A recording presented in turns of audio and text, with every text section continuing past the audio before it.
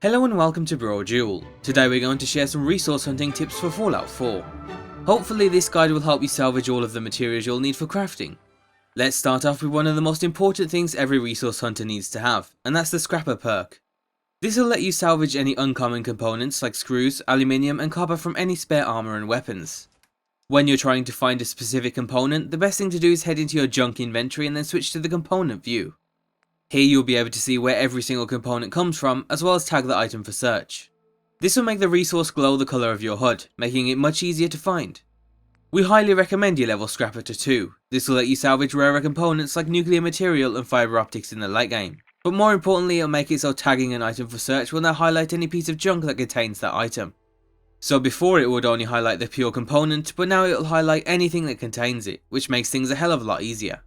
We also noticed a lot of people were struggling to find certain resources, so we thought we'd include some quick tips to finding them.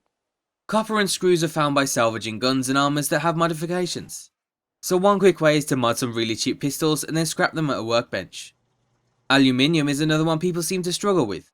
The first thing you'll want to do is to head to Macra Fishpacking, a factory to the far northeast of your map.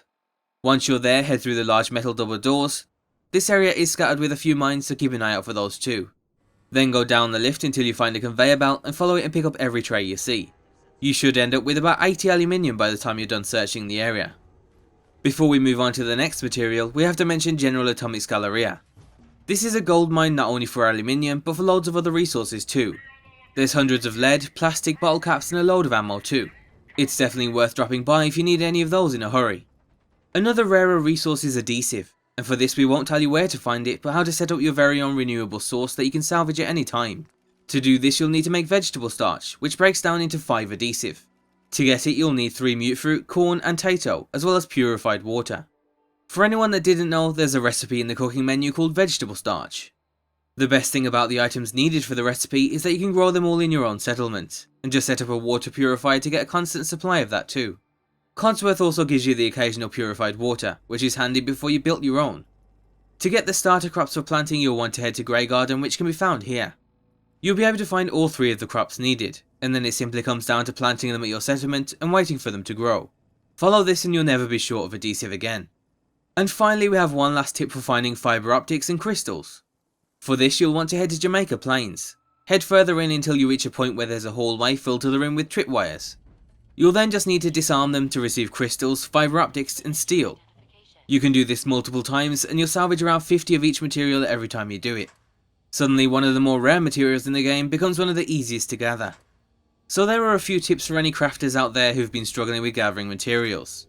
We know there are a lot more tips and locations out there, so leave a comment in the section below to let others know where your favourite salvaging spot is.